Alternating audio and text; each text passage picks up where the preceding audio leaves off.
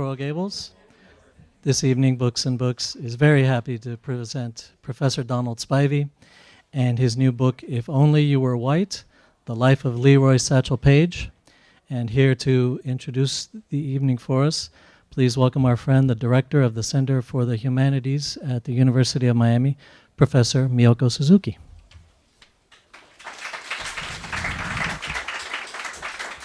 Thank you. Hello, and welcome to our first live streamed book talk.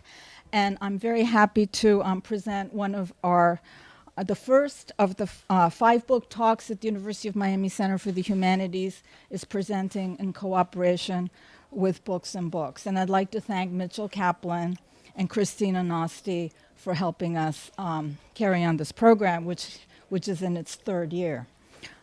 So today is our kickoff event with Donald Spivey, Professor of History, and we have 2 more events this semester. On September 25th, we have Tracy Devine Guzman's book called Native and National in Brazil, Indigeneity After Independence, and on November 13th, Mark Rowland's Running with the Pack, Thoughts from the Road on Meaning and Mortality. And both of these will also be live streamed. And I just want to tell you one more thing, which is that the Center for the Humanities is bringing Dava Sobel, New York Times bestselling author, who I'm sure many of you are familiar with, and she'll be speaking on October 3rd at 7 p.m. at Store Auditorium. And Books and Books will be there to help us with the book signing after her talk. So please register for that because, it's filling up quickly. So today, to introduce Professor Spivey, I have the great honor of introducing Professor Guido Ruggiero of the History Department, who is a very distinguished scholar, but also a very distinguished former chair of the department, and he will introduce his colleague, Donald Spivey.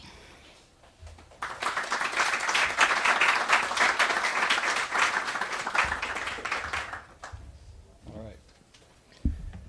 Our speaker today is Don Spivey, and he's so well known, I think, to almost everybody in this audience as a famous scholar, teacher, engaged activist, and leader, both at the university and in the community, that there is little that I can add. Sure, I could run on about his outstanding list of publications that have not only made him a major figure in his field, but also one of the more noted historians of his generation. For example, I could extol his powerful 2007 book, Schooling for the New Slavery, hailed as the most telling critique of the New South, Northern pseudo-benevolence, and the race leadership of Booker T. Washington since W.E. Du Bois's classic work. Or how that work built out of his foundational study of Booker T. Washington's Institute of Liberia, titled The Politics of Miseducation. Or I could laud his edited volumes, Labor and the Black Musician, the narrative of William Everett Samuels and Chicago Local 208, which in turn took him back to his own Chicago jazz roots, or his Sport in America that consolidated his reputation as one of the leading historians of sport. And it's hard not to take the time to praise at length his exceptional book, Fire from the Soul, 2003, which is a model of an engaged history with a passion that moves a reader with its vision and soul. But in this audience, most of you know this already, and I fear that I have little to add. Still, I believe that because I began my career as a historian of crime, I do have some things to offer about Don from that perspective that you may be less familiar with. Sorry, Don, we go back a long way. For although I've long considered Don a special friend, for more than a quarter of a century that we have been friends and colleagues, we have also been partners in crime, at least the largely academic variety. When I first joined Don at the University of Connecticut way back in 1987, I was just 15 at the time, He already had quite a criminal reputation. Yes, he was already a noted scholar and leader in the history department there, director of graduate studies, and about to become the founding director of the Institute for African American Studies. But I first heard about him as the famous professor who refused to pay his parking tickets. A little background is necessary to understand the full dimensions of this heinous crime. The campus of UConn, as is befitting with its name, was like a maximum security prison hidden away in the countryside, virtually without parking spaces for faculty or students, and located in the midst of fields where the only thing parked legally was the odd cow. That situation made the search for a parking space at UM look like a picnic. And to make matters worse, the administration profited on this ongoing problem, aggressively ticketing hundreds of faculty cars daily, it seemed, in what was essentially a process of reducing our already low stipends yet further. While most of us behaved like sheep and perpetuated the system by paying our ticket tax meekly, Don was famous for tearing his up and throwing them on the ground, adding to his criminality with the crime of littering. Don's criminal resistance became legendary and clearly caused the number of administrators sleepless nights, until finally they decided to bite the bullet. And rather than provide parking, they called in Don to intimidate him. If you know Don, you know what a mistake that was. To their various threats, Don replied with threats of his own. As they accelerated, Don matched them blow for blow, and in the end, he impressively won, and they backed down, finally promising to provide a few decent opportunities to park for the faculty, proving that at times, academic crime does pay. Following in his footsteps at UConn, I watched how he courageously and cleverly committed one academic crime after another, refusing to listen to administrative protests that there was no money, there were no positions, there was no possibility, and over again the catch-all claim that it could not be done here. Don's response was the most criminal response that one can make to an administrative no. In a line that would later be stolen by a slightly less famous figure, he repeatedly replied criminally, "Yes, we can." And as a result, at UConn, he was a major figure in building the history department and its graduate program into a power and one of national note, with me and many others tagging along in his wake, repeating to ourselves, "Yes, we can," every time we were ready to wimp out and run for cover. But looking for new crimes to commit and new challenges, in 1993 he committed the real crime of leaving his many friends and admirers at UConn to take on a heavier burden, rebuilding the history department here at UM. He compounded that crime and doubts about his sanity in taking on the task in 1994 when he lured me away to rejoin him here at UM. Once again, it was yes, we can in the face of crying administrators and their sleepless nights. But it was an exciting time as he hatched one plot after another to build a great department here. As is often the case in a life of academic crime, not all his schemes worked, but the department jumped ahead, even as I snuck off to take an endowed chair somewhere else. But in 2003, when he attempted to lure me back to follow in his footsteps as chair of the department, returning to his life of crime was too tempting to resist. And a new generation of administrators were doomed to suffer as together we worked our criminal plots, extorting positions and resources to build the history department into what recently one outside reviewer labeled a small gem and one of the strongest programs in the South. Through it all, Don was there, truly the major player and the tough bargainer we needed, our intellectual hitman from Chicago. His criminal mind was always overflowing with new ideas and new initiatives, like his 60s course that periodically makes the history department the center of the intellectual and cultural life of the university.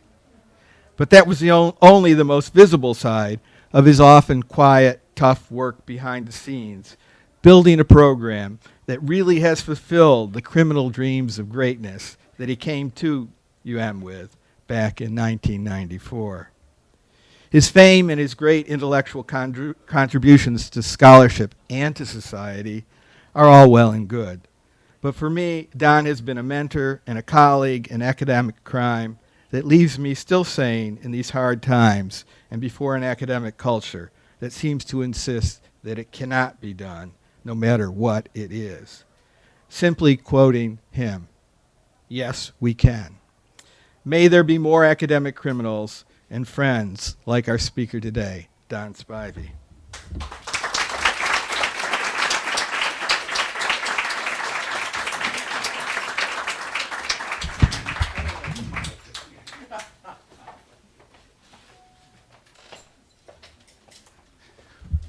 What you don't know is how hard that was for Guido to say those nice things. He left out so many things.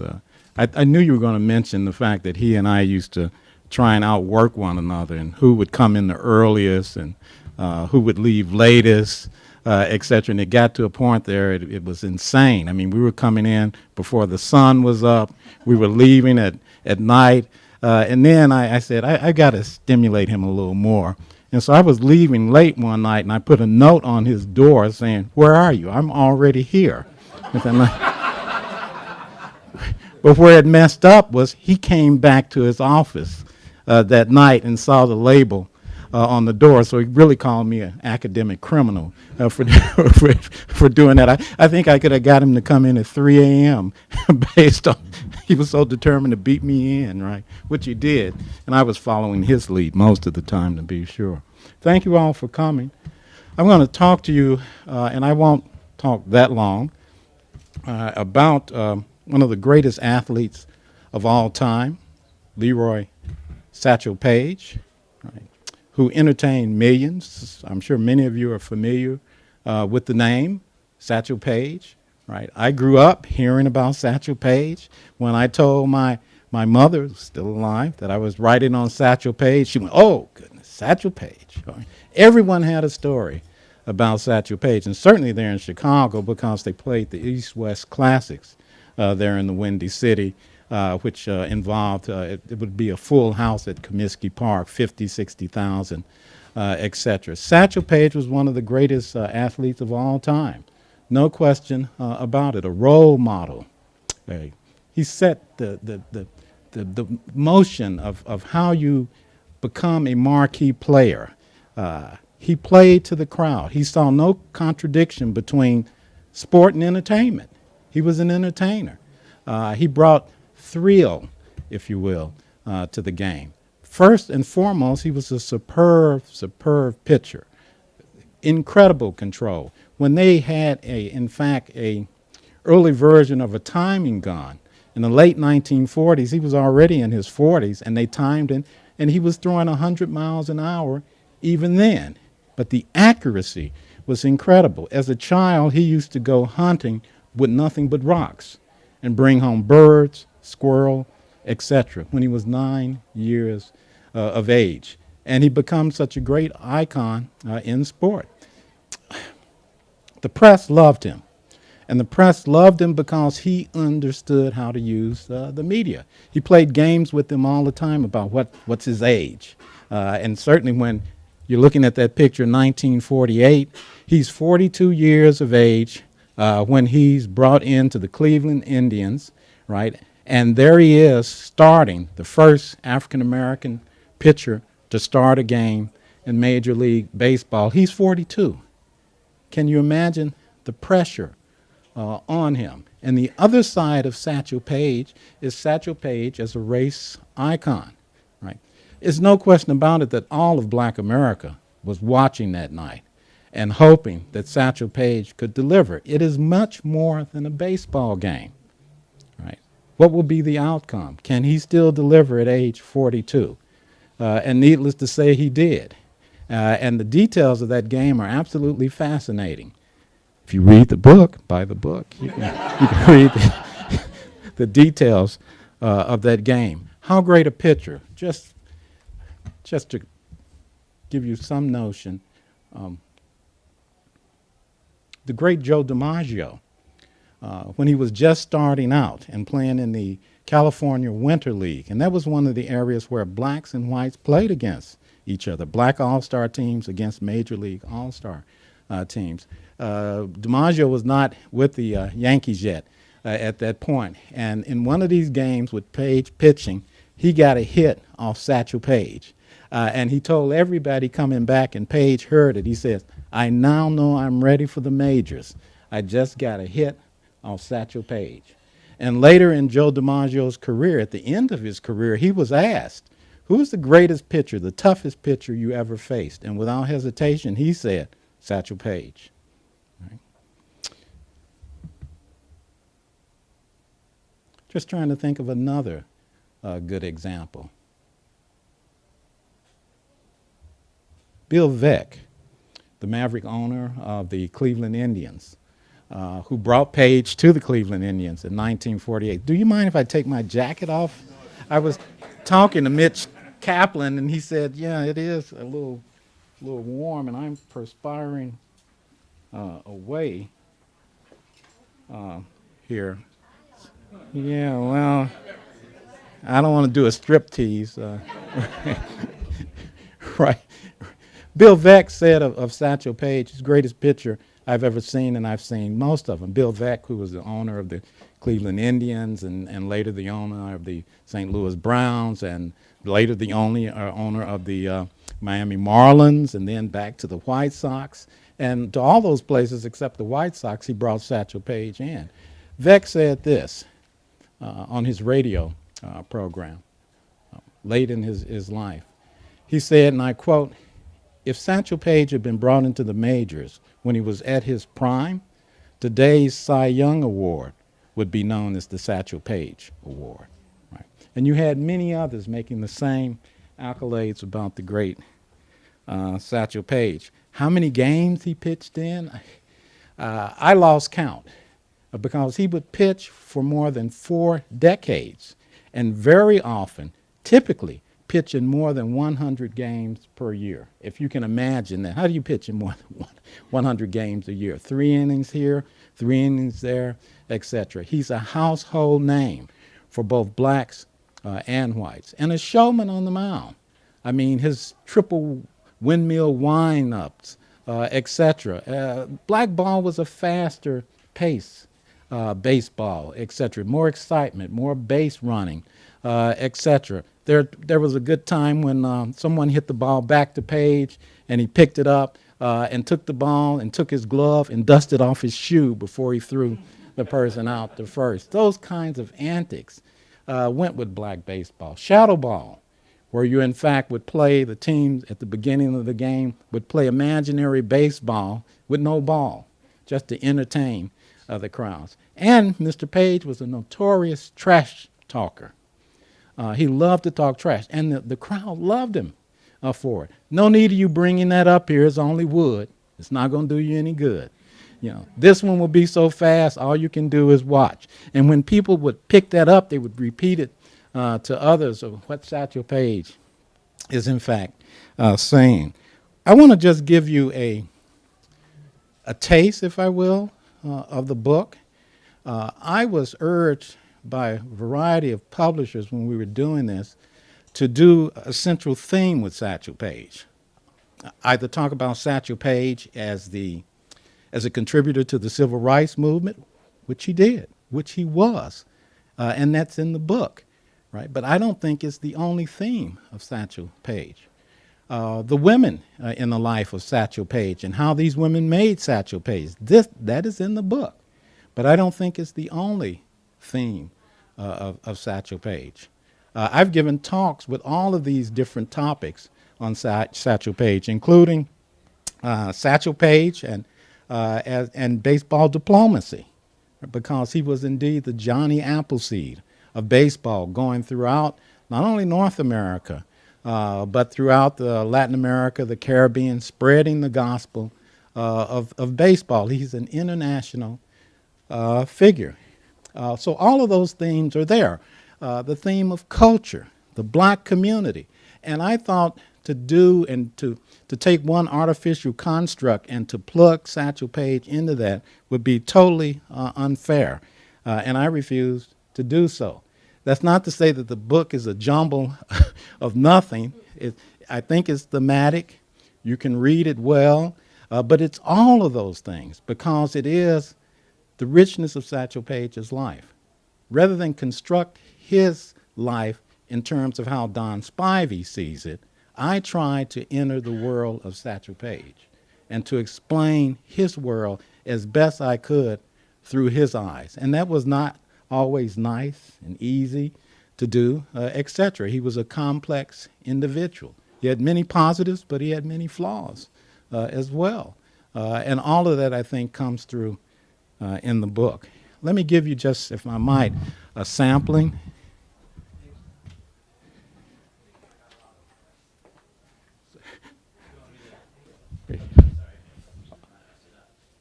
Did you? You can scroll back. Right. Well, of course, the beginning for Satchel Paige, that's his mother, Lula Coleman Paige. You know, Paige was also, Satchel Paige was known as playing the age game, which he did constantly with the media. How old is Satchel Paige? Many said he was 50 when he first pitched in the majors. And he would play all of that up and tell the audience, tell the crowd, if someone can bring proof of my age, I'll pay you $500. What I found ironic in the research was that, in fact, his mother is the original player of the age game. When she died, her church and all the local newspapers there in Mobile, Alabama, said she was 103. She was not 103.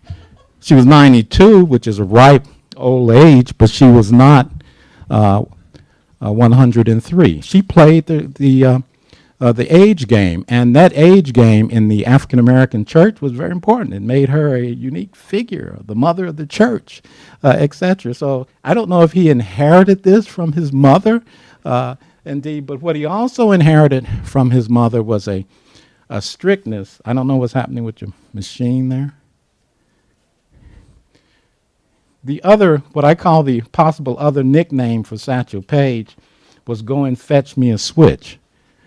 Which is he heard numerous times because he was a very difficult child. He was, in the parlance of black folks, hard-headed, and he paid a horrific price for it. His mother would tell him, as the black kids were often told, for doing something wrong, "Go and fetch me a switch," meaning go and get me a tree branch and bring it back, and I'm going to whoop you with it. Not whip you, whoop you with it. And he heard that all the time. I spent a great deal of time on his childhood because I believe that in understanding one's childhood, one's foundation, you can get a more accurate picture of that individual. I'm trying to understand his world. I'm trying to understand, as we historians love to do, the context of Satchel Paige, the making of this individual and why he will be such a great pitcher. Part of it is his arrogance, his stubbornness, right? Anyone who's ever played sports, you know, the position of pitcher or quarterback, you probably are a pretty arrogant person. If you're not going to be a good quarterback. You're certainly not going to be a good pitcher. And he has that trait in him, and you see it in his early childhood. Either somebody's blocking this or, yeah. Did we just go to or what? No. To show you the research, and we will get to some good baseball stories, but I was much more concerned with Paige as the whole individual. Satchel Paige went to the William Council School, which was the first school for blacks in Mobile, Alabama. And his teacher there, he only referred to her as Mrs. Meany. And that part of the book took me roughly 2 years to actually find out who was Mrs. Meany. I had to backtrack with school systems, etc., find out who were the first staff at the William H. Council School to finally pinpoint Mrs. Meany. Her name, Aleitha Young. She was neither married nor was she mean. In fact, she had the reputation as one of the most beloved teachers in black Mobile, Alabama. where he thought of her as so mean is because she was really concerned about him. And when he missed school, which he often did, she reported it to his mother. And you know what the end result was. Go and fetch me a switch. Right. But also, in the case of Aleitha Young, there became the incident, which we call the Rock Wars, that really someone had to do something to help Satchel Paige. The Rock Wars, what had happened was when Paige and his buddies would out be playing, they would often go by the Oakdale School, which was an all-white school. The white boys at the school would start calling them the N-word and so forth and throw rocks at them. So finally the time came that Paige and his buddies threw back. And it developed into what Paige himself would later call the Rock Wars. In 1918, the wars escalated. And at that particular time, nearing the end of the school year, Paige is just 12 years of age. He and three of his buddies are close to the Oakdale School, and they're attacked by a bunch of white kids, white boys at the school, and they're fighting back, etc. And then others from the school join them, and they give chase. Paige and his buddies take off. And his good friend Chester Arnold is hit in the back of the head and drops and falls. Paige's other buddy runs off. One is trying to help, and Paige picks up some rocks. And it's as if he's trying to lay down a suppressing barrage as he's firing these rocks, which kind of slowed them down.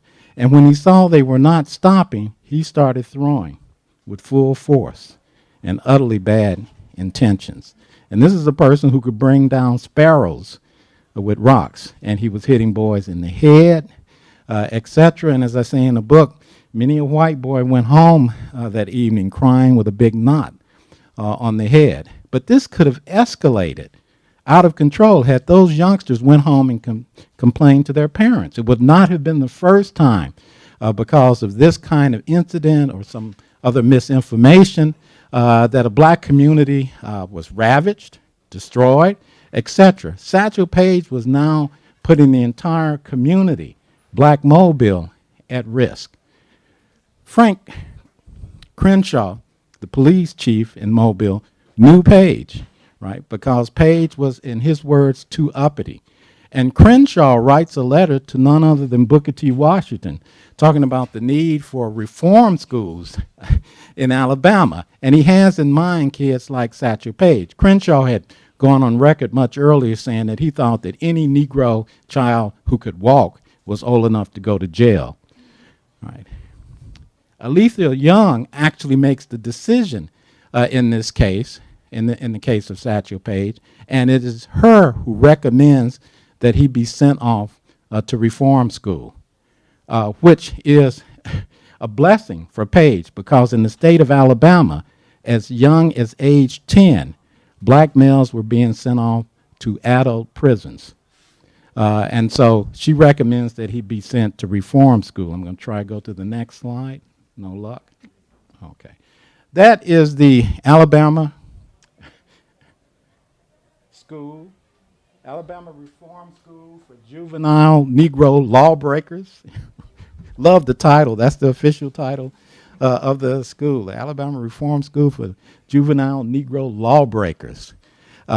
Blacks never called it that. They always called it Mount Meigs. It was founded by Cornelia Bowen, and they founded this institution, in fact, with the idea of saving black males. That's Cornelia Bowen. Someone needs to do a biography of her. It won't be me. So if you're interested in the topic, she's a fascinating individual. She was a member of the first graduating class of Tuskegee Institute. Booker T. Washington was her major professor. She is the founding member, the founder of the Mount Meigs Institute that eventually becomes the Alabama Reform School for Juvenile Negro Lawbreakers. She is a member of the Alabama Federation of Colored Women's Clubs, which is some 30-odd clubs in Alabama, and they have come together, and they're trying to do things to benefit the race. You know, that point alone in the book brings to question the notion that black women in the South did not fight for civil rights and the betterment of the race. They most certainly did. And this is another important component of the Paige thesis, if you will. She founds the Mount Meigs institution, right? And it is she who introduces baseball at the school to help in this Reformation process. This is an incredibly clever woman who understands how you really make a reform institution. What was missing in all the history of Satchel Paige is, but virtually no one spent time on this, and I can understand because this took me several years just to piece this story together, but it's a fascinating part of his life and his experience, and he says the most important years in his life, that institution made him. Indeed, Cornelia Bowen communicates with the Carlisle Indian Institute and wanting to understand what they're doing up there because they're using sport to reform Native Americans.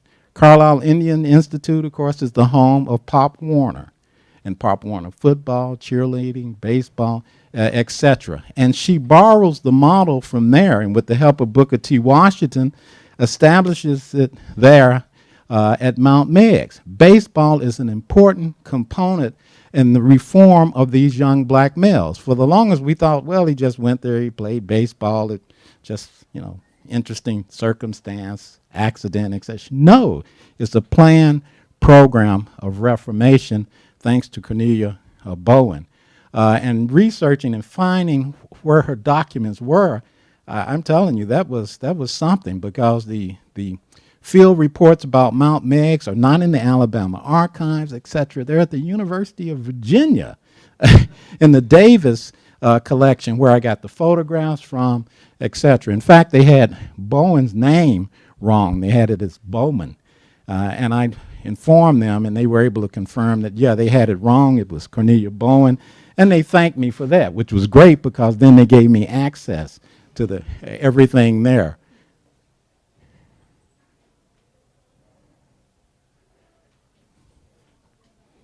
Trying to go down to the next one.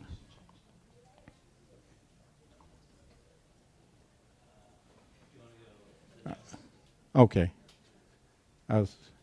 Right. I wanted you to see this. This is from the Library of Congress.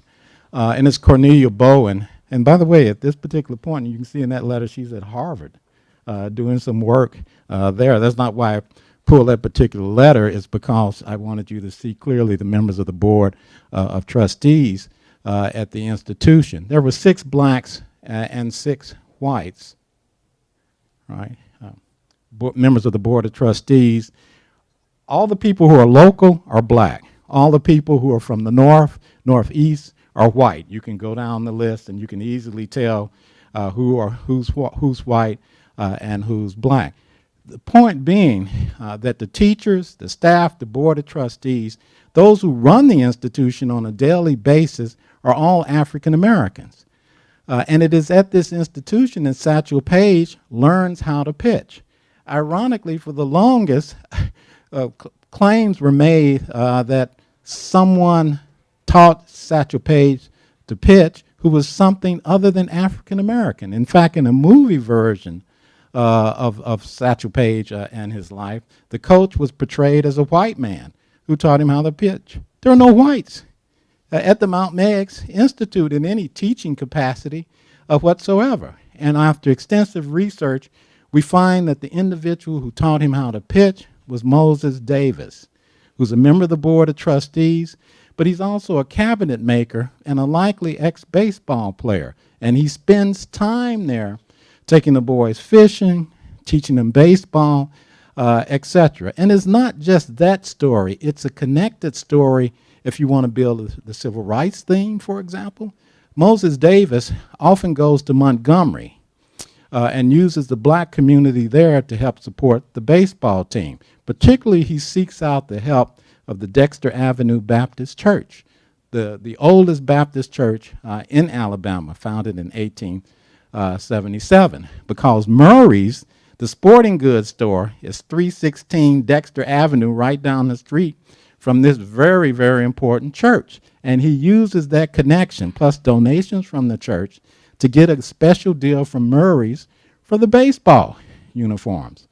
That church is very significant. If you fast forward to the 1950s, it is the Dexter Avenue Baptist Church where Rosa Parks, Fred Shuttlesworth, E.D. Nixon come together, and under the leadership of their brand new assistant pastor, an individual by the name of Martin Luther King Jr., they launch in 1955 what becomes known as the Montgomery bus boycott, and for many, the start of the civil rights movement. Paige is connected even before he knows he has all of these different connections. Satchel Paige becomes a superstar in 1934, playing at the, how are we doing for time? Okay. Playing in the East-West All-Star game in Chicago. And I talk about this game there in detail. I'll just tell you that this is the game that he becomes Sir Satchel and a household name. This is the game people have been waiting for. It's the last 3 innings of the best players from the East, the best players from the West, going at each other, and it's 0-0 going into the ninth, in the 7th inning when the coach decides to bring in Satchel Paige. He would pitch 3 innings with most of his all-stars, and he wanted Satchel Paige to lead them to victory in the last 3 innings. And on the other side for the West, they brought in Willie Foster, who many said was the best pitcher in Negro League Baseball. Others said it was Satchel Paige. So the people had exactly what they wanted. It was Paige versus Foster with the game on the line. And they went through those next 3 innings, and it was Foster who, one slip for one moment, led on base Cool Papa Bell. Cool Papa Bell, who's well known as the fastest person in baseball by far. He had, on numerous occasions, stole home from first base. That's how fast he absolutely was. All the players swore by him. Satchel Paige, who roomed with him at one point, told a story that was often repeated, said, I roomed with him at one point, and I remember him coming in. The light was on. I was already in bed, and he was so fast that he turned off the light switch, and he was in bed before the lights went off. Paige had a tendency to exaggerate. But this is the game he becomes a superstar. He wins the game, and he leaves the field to tremendous accolades. And does he bow? Does he tip his hat? No, he's too cool for that. He just strolls off. And the people go to an even higher level of appreciation because he was just too cool to acknowledge the applause. But what's also important about this game and what's happening around this game that others simply, they didn't find interesting or important, but there's a fund drive going on. And black baseball players are in the midst of this fund drive to raise money to support the Scottsboro boys in Alabama. These boys who were accused of having raped 2 white girls, etc., and had been sentenced to death, etc. There's a major effort on the part of the black ball players, including Paige. They all give money to the efforts to support these youngsters, as do they give money to the anti-lynching crusade. Right? So it is, too, a civil rights story. The gentleman to the right is Bill Bojangles Robinson. Right. And most know him as, one of the world's greatest tap dancers. Others would say the world's greatest tap dancer. Household name, playing in those numerous films with child star Shirley Temple in the 1930s, and the tap dance routines they would do together, et cetera, et cetera. What many forget to mention is he was one of the owners of the New York Black Yankees. He was a close friend of Satchel Paige. In fact, he was Satchel Paige's best man at his wedding, etc. But he was also one who led the fight in getting athletes to support the anti-lynching crusade. And they took of money there in Chicago. And Bojangles Robinson would continue to do that. Part of his commitment to it lie in the fact that he had had a very rough childhood, to say the least. Satchel Paige had had a rough childhood as well. And virtually all the ball players were from the South. So it was easy enough to get them motivated and supporting this. When I interviewed a number of the ball players, I said, anybody ever ask you about this? All of the hundreds of interviews you've given? No. They all just wanted to hear funny stories about on the road, womanizing, the games, etc. But those kinds of serious questions were somehow missed. And so John Buck O'Neill, Double Duty Radcliffe, and the others that I was fortunate enough to interview talked about it at length and were proud of their efforts to make a difference. Also throughout the book, it is a running cultural history. At the end of the 1934 World Series, Paige would get married a little bit later. I think it was the euphoria of that great victory that he finally went ahead and said yes to Janet, who had been nagging him for the longest to get married. But I talk about in the book the cultural life, what's happening in the music scene. Where do they go after the game? And him and Bojangles Robinson, their wives, their partners, they hit all the night spots in Chicago, the Regal Theater, on and on. They're at these places, the Savoy there, and they're dancing, etc. And it's a good opportunity to discuss the other Satchel Paige, who was a world-class dancer. And everybody knew this of Satchel Paige. And there's one point I just think is a precious moment where he and Bojangles, with their partners, are out on the dance floor, and the band is cooking away, etc., and they're all dancing. And Paige is just putting on a show. The only problem is he's on the dance floor with Bill Bojangles Robinson. And in short order, Robinson had stole the spotlight to where Paige and everybody else knew to back up. And they literally form a circle, and they're applauding as Bill Bojangles Robinson puts on an impromptu dance clinic for Black Chicago, most of whom could dance, but not like Bill Bojangles Robinson. Satchel Paige was known as a great dancer, and particularly the Lindy Hop. The reality is most people believe Bill Bojangles Robinson invented the Lindy Hop, and he put on a show that evening. It's one of those great, precious moments that you just don't want to put into a particular category, except the richness of Satchel Paige's experience. Can we go to the... And by the way, let me try and go back. That's Janet Howard, as I mentioned, his first wife, and she's discussed in the book. And when I did a presentation on the women who made Satchel Paige, I originally was going to leave her out because their marriage ended in absolute disaster.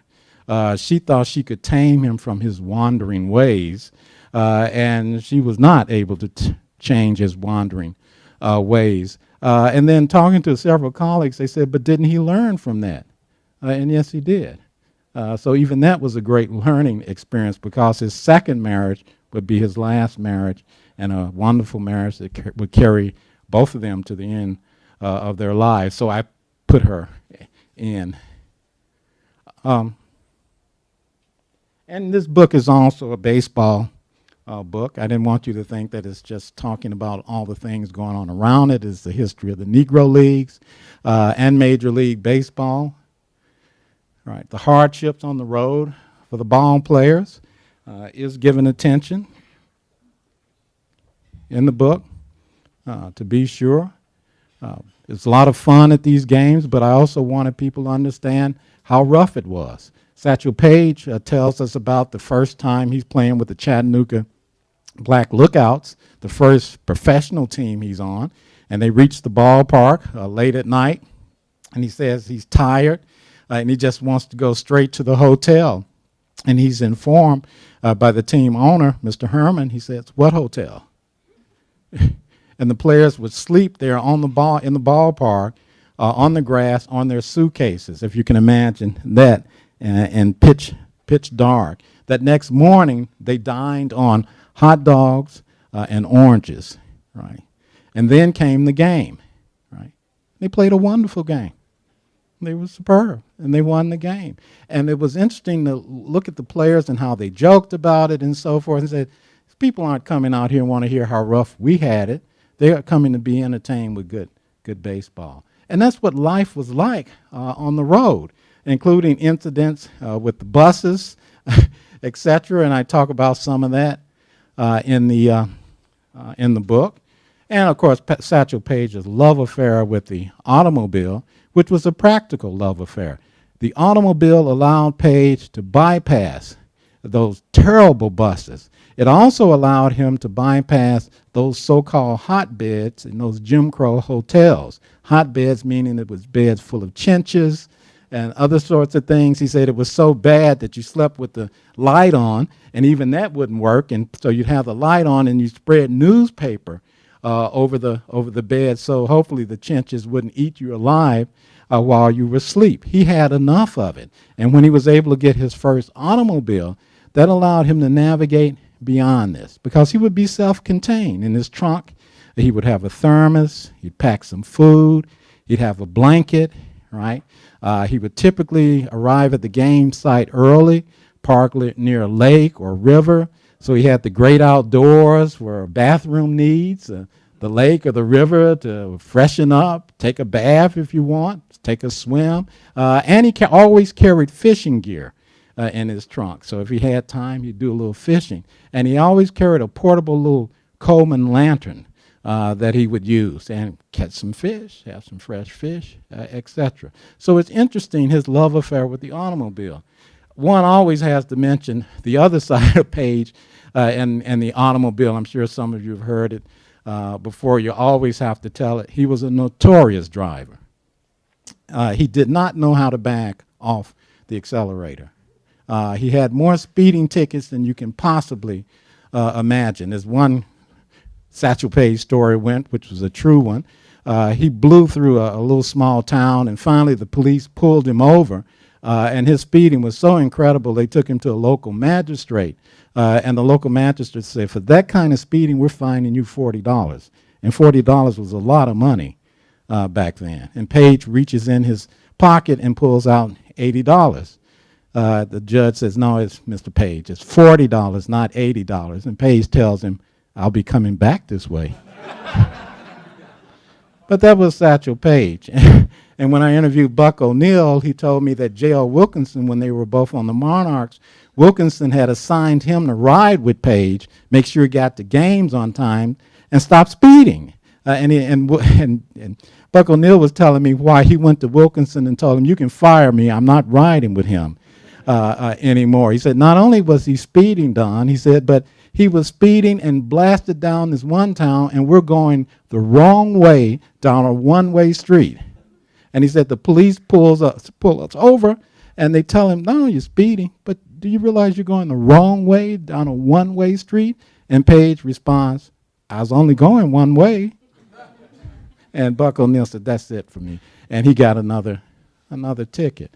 This is him on the Pittsburgh Crawfords, where he becomes an even more gigantic star, always appearing in the Pittsburgh Courier and other black newspapers. And that's an interesting story in itself. That's Paige there in the middle, right? The gentleman in the regular jacket, that's Josh Gibson, the great hitter in Negro League baseball. Whites called him the black Babe Ruth, and blacks said no, Babe Ruth is the white Josh Gibson. Right. On the beginning side here, on your left, that's Gus Greenlee, who was the owner. Who's the owner of the Crawfords. He's an interesting figure because he's a bootlegger and numbers runner, the biggest one in Pittsburgh, but he loves baseball. He also owns the Crawford Grill. And I deal with all of that in the book, trying to give you a feel for Satchel Paige's world. This is the first integrated baseball team, right? The Bismarck team that Paige was on, he actually played on it in 1933 as well. And here's 1935 when it won the National Semi-Pro League championship. And you can look at the team for yourself. 6 blacks, 6 whites. That's Satchel Paige up there, tall one in the middle. That's double duty Radcliffe on your far right. I could go down the list. Hilton Smith on this side, Red Hawley, et cetera, et cetera. This individual,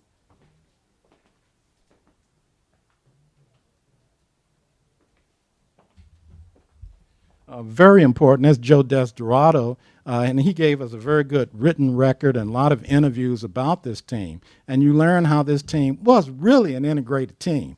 I don't just mean that they were mixed like that, but they hung out together. They went to restaurants together. And if you say we're not serving you because you're a mixed team, they all left together. And when, in fact, there were shortages of rooms, this has to be the first team in history where blacks and whites roomed together on the road. And they were just a great bunch of guys. Double Duty Radcliffe swore by this team, saying this is the greatest team I ever played on, and I played on many. And Paige said much the same thing, that this was just tremendously unique. It was a forerunner, thought, of what America indeed could be. Try to go on to the next one. That's Satchel Paige with the great Dizzy Dean. Dizzy Dean, and he would do barnstorming, black all-stars versus white all-stars, particularly in the West, et cetera. And they were great pals. I mean, they would both talk about the other one as the greatest pitcher in the world. And Dizzy Dean was another who said, when he was asked, who's the greatest pitcher, he said, it's that colored boy, Satchel Paige. And Dean, who was known for his fastball, he said, look, my fastball looks like a change of pace next to that P he throws in there. And Dean tells his listening radio audience, he says, I don't understand why they're keeping these colored boys out of here. And I quote him here as my Dizzy Dean imitation. If me and Satch were on the same team, we'd have the pennant won by 4th of July and go fishing to World Series time. And they deeply respected one another. And Paige would say, no, Dean's the greatest pitcher, and they go back and forth. That's Satchel Paige with a shot of, on the left here, that's the great Josh Gibson. And to show you again, Paige bravado, how fans loved him. It is in a championship game that Paige intentionally loads the bases for the final out so he can pitch to Josh Gibson. And as Josh is coming up, the fans can see what he's doing. And he said, well, they came here to see. I mean, I'm the world's greatest pitcher. You're the world's greatest hitter. Let's prove this thing once and for all who's really the greatest. And he struck him out. That's Mayor Figueroa LaGuardia of New York there in the middle. These were big events. Right? I didn't do that. I just hit it once. I just wanted you to see some of the Negro League owners. They're in the middle, bottom sitting. That's Gus Greenleaf again. And one of the most interesting people in the book, Effa Manley, the one woman there, she was something else. There's some works out there on her, and we still need more. She's the one woman owner in the Negro Leagues, and she really runs that team. Her husband technically owned it, but she ran it. Everybody knew this, and she was tough. And I've looked at her correspondence where she's using the N-word and all of this kind of stuff. And ironically, she's genetically a white woman. She was genetically a white woman. Her mother was white. Her biological father was white. But she was raised, she had a black stepfather. And they lived in Harlem. After her mother told her, you're really genetically white, she made the decision that she wanted to maintain herself as a black woman and identify with blacks. I mean, and I've heard tapes of her. She sounds like a sister. Right? She dressed like a sister. She ate the kind of food, et cetera, et cetera. And she was a huge supporter of the NAACP. When the NAACP would have these banners hanging outside saying, a Negro was lynched today, Effa Manley was the one who paid for those banners. So she's an interesting person. And by the way, she's the only woman in the National Baseball Hall of Fame. All right. So, and I don't mean in a separate category. She's with everybody the only woman thus far.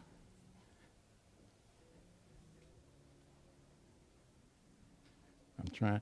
I just want you to know that the ball players are involved in World War II. They're involved in fundraisers, etc. I call that the double V because they hope for victory over there and victory over here as well. And Paige is a major player in that, in these fundraising activities. Here he is in 48 on the team with Bob Feller, Rapid Bob Feller, who I had the pleasure of interviewing.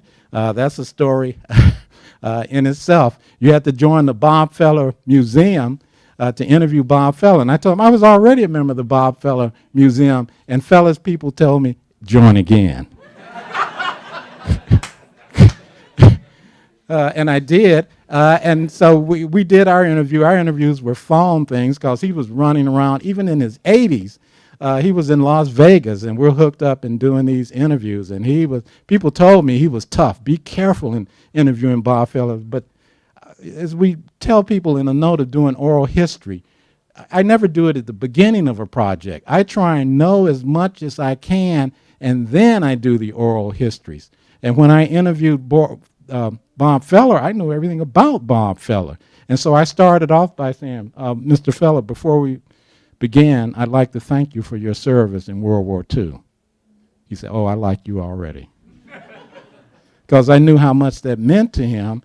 He had dropped a major league career to go serve in the war, and he was a war hero, and came back and picked up baseball. And so I was not kidding. I was thanking him, etc. And our interview went very smooth. Just a later shot of Satchel Paige in the middle. Some of you recognize the guy on the far right. Anybody recognize him? That's Casey Stengel. On the left here, that's Bill Veeck, right? Paige in the middle. Another show, this was Bill Cosby hosting the Tonight Show. Paige on the far left. Some of you sports fans might recognize the individual in the middle.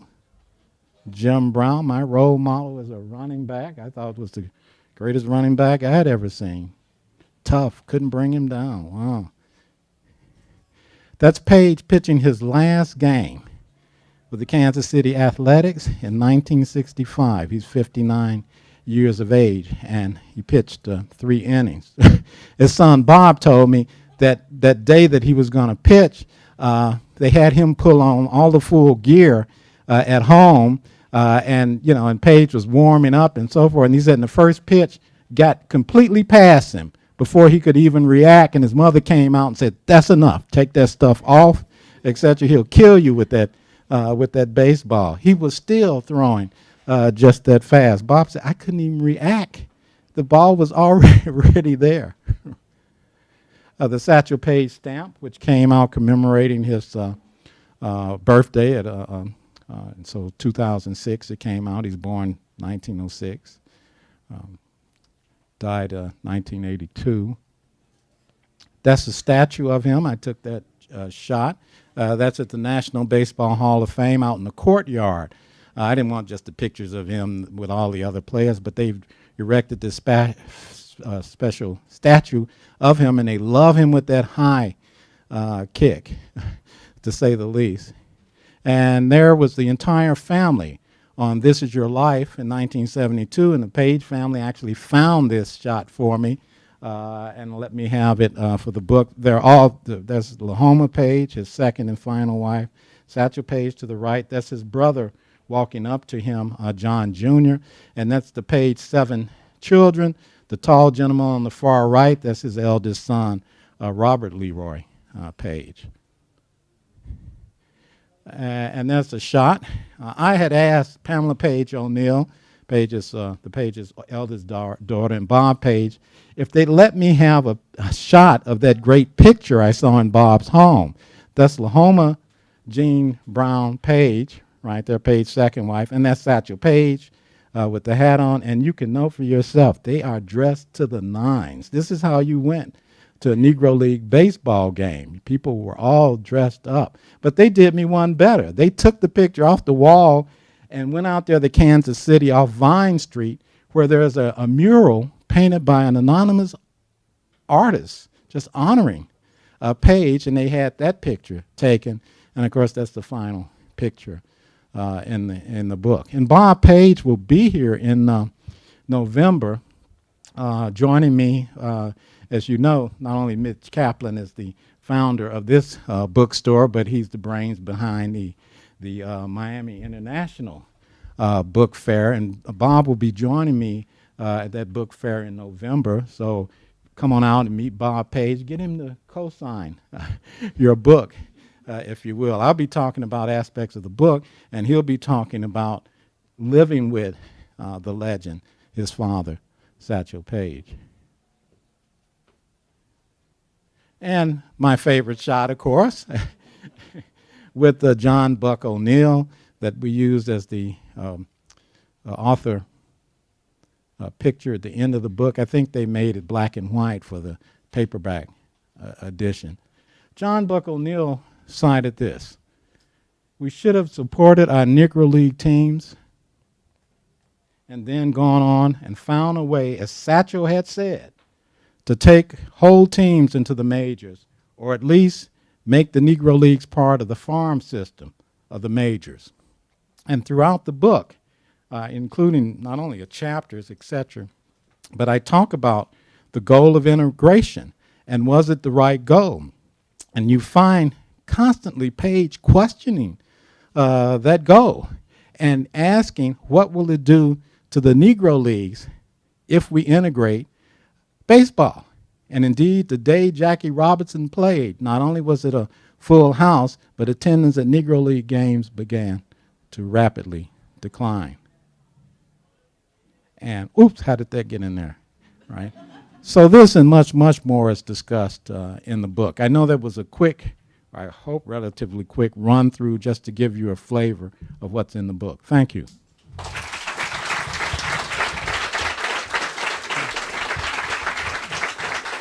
So, are there any questions? If you have a question, let me get to you with the microphone before you ask it. Thank you. Since Jackie Robinson started playing just before Satchel Paige came, were they friends? Did they have a relationship of any kind? The question was, were they friends? Was Satchel Paige a friend with Jackie Robinson? Well, Jackie Robinson played actually on the Monarchs. Satchel Paige was on the Monarchs when they brought Jackie Robinson in, although he was there only a short period of time, only a year or so before Branch Rickey came and, stole him. I don't know the better word. The Monarchs were not compensated, and took him from the Monarchs. Yeah, Paige knew him fairly well, a year or so, and they would remain in communication. Paige never badmouthed Jackie Robinson for being the first to go into the majors. In fact, Paige often said, if I had been the first, I probably ruined the reputation of the black race because I couldn't have taken the sort of things that Jackie suffered through. So there was always that mutual respect. But when you interview the Negro League players, virtually to a person, I interviewed at least 138 of them, and all said basically the same thing.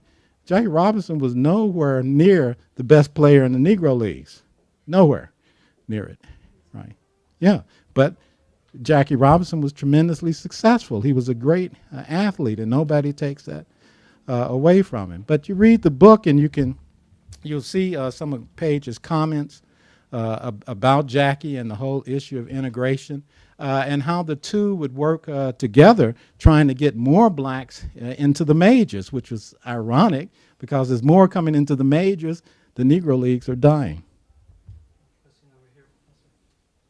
What do you think Sir Satchel would say today about the players on steroids and human growth hormones? I could see Sir Satchel saying if it helps him on the ball field, he's against it. If it helps him in the bedroom, he's for it. I won't repeat that entire with video stream. I won't repeat the entire question, but he was asking what would Satchel think of today's ball players and all the talk about steroid use and so forth. I have no question about it that he would be opposed to it, to be sure. he thinks is an unfair advantage. He had lived a life fighting against tremendous unfairness. So to see people with something that's not regulated, that gives them an advantage, he would not have been for it. In his era, people were not on steroids. Josh Gibson were knocking balls out of ballparks that were just incredible, and he was not on any steroids. It was just simple ability. So no, Paige would have opposed it, to be sure. Dr. Stein. Yes. Satchel Paige went to the Indians in 1948 and was an absolute key in their championship run and the World Series and everything else, right? And what was his record that year? Do you remember? I think It was enormous at any rate. that sounds good. Because he came up, he didn't come up at the beginning of the season. No, he came Right. mid-time. Yeah. But what happened after that year? Because my sense is that Satchel Paige never had another year in the majors as good as 1948. And why wasn't he as effective? Was it his age or whatever in later years? And what sort of happened to him?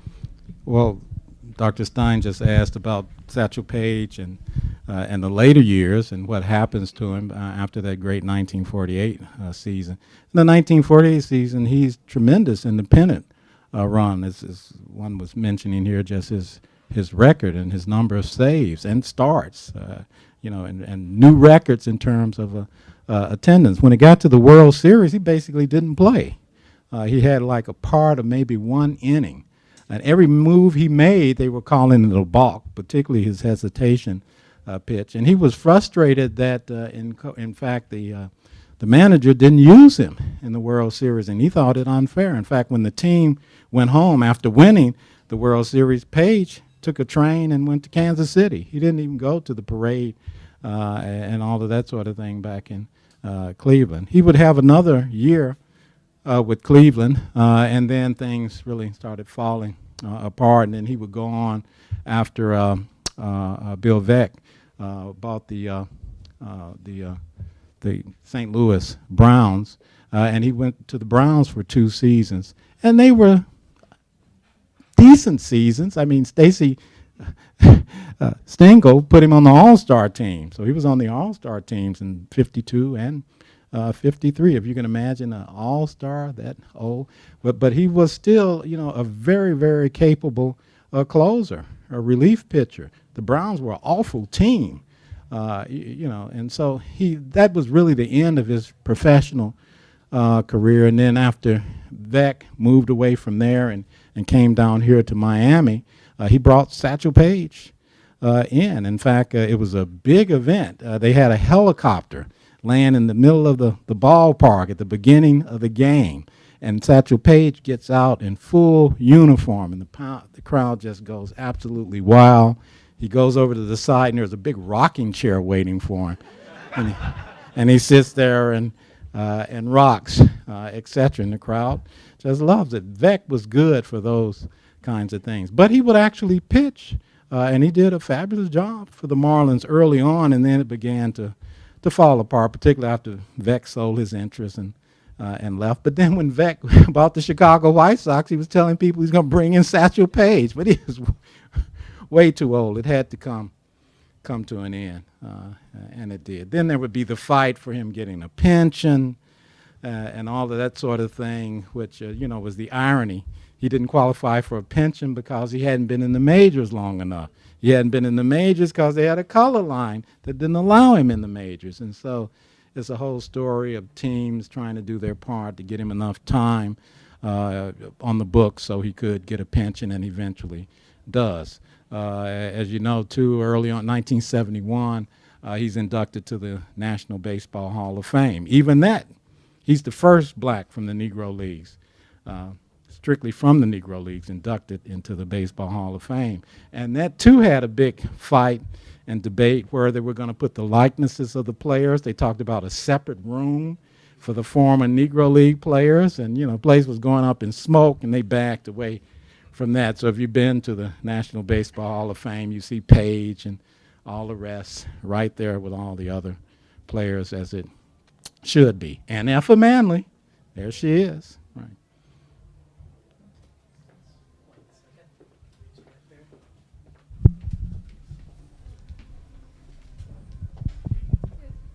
mentioned a lot of the oral history interviews that you did, and I was wondering if you could talk a little bit about how long you've been working on this book, when you decided to write it, why now? Did it all come together? I'm embarrassed to tell you how long the book. We typically tell people 12 years, but the process began much longer than that. It all started with me running my big mouth at conferences, historical conferences back in the 80s. I would complain at some point or another. One of the areas I did work in was in sport history, and I would often say, we need a scholarly biography of Satchel Paige. There's nothing out here but garbage. Or, other people do this. Latest book on Paige doesn't even have footnotes. And so I would say these things. And then it was in the 1990s that I got a call from University of Missouri Press. And on its editorial board was John Hope Franklin. And the press wanted to commission a biography of Satchel Paige. And they said to Franklin, I got just the person for you. He's been complaining for years, right? But it's a long story. It's me with the press. I back away from the press. I get an agent. It goes on. And you don't even want to hear the final story with the press itself. But as I'm working on the book, I thought it was something that would take 3 years, and you couldn't do it in 3 years, because as the historian trying to put things in context, Paige is in Mobile, Alabama. I got to know more about Mobile, Alabama, his life there, what's going on around. When he's born in 1906, there was a double lynching in Mobile. Why is his mother beating him like that? She was trying to save his life. He kind of recognized that later on in life, the kinds of things he did, collecting pop bottles for pennies. I even know what bottles he preferred. He preferred the Fosco pop bottles because the Fosco plant was 2 blocks from them in the low-end commercial district, where they live, the kind of house. The historian wants to know that to put it in context. That chapter on Mount Meigs probably took me longer than any other chapter, because everything you had to piece together. And I was convinced as a historian I had to get this right, because he tells you it's the most important period in his life. It makes him. And when you really put it together, I just smile. I had no idea it was this involved and that important. So when he goes on to Crawford, plays for the Crawfords in Pittsburgh, I got to learn really much more about Pittsburgh history, the black community, what's happening there in the Great Depression. He's playing for the Birmingham Black Barons. I got to know about it. The kinds of abuses he suffered at the Birmingham games, I didn't even mention in the talk. The N-word being used by the announcer, because you had to use the white announcer at the black games. And the announcer for the Black Barons games was a man by the name of Bull Connor, who got his name Eugene Bull Connor because he was full of it, but also he was a baseball announcer for the Birmingham Barons. And when he announced for the Black Barons, he used the N-word, nigger pitcher, nigger catcher, and so on. They went through all of this. And when you're asking these players, how did you survive that? How did the fans survive it? And he said, we didn't pay him any mind. Didn't even hear that fool, and just went on. But you had to know about that. When he goes with the Monarchs in Kansas, I had to know about that. In one conversation after Bob and I got to be pretty good friends, I told Bob, as I finally finished this book, I just about hated your father. And I was joking, of course, but I said, at the same time, I smile and I thank him for completing my education. Because these are the things you have to do. Others can come along. As I was working on this, people were saying, 2006 is coming. You're going to have the book done for his 100th anniversary? I sounded like Michelangelo. I'll be finished when I'm done, I mean, in the Sistine Chapel. But that only took him 4 years. Yeah. So it was terrible. And then other biographies came out. And people said, other biographies came out, and other people said, well, particular people who knew the history said, it doesn't say anything new. I said, well, wait till mine comes out. Because mine was a mission of historical scholarship and of love. And the reality is, I don't want to sound arrogant, but after 12 years, this is the definitive biography of Satchel Paige. So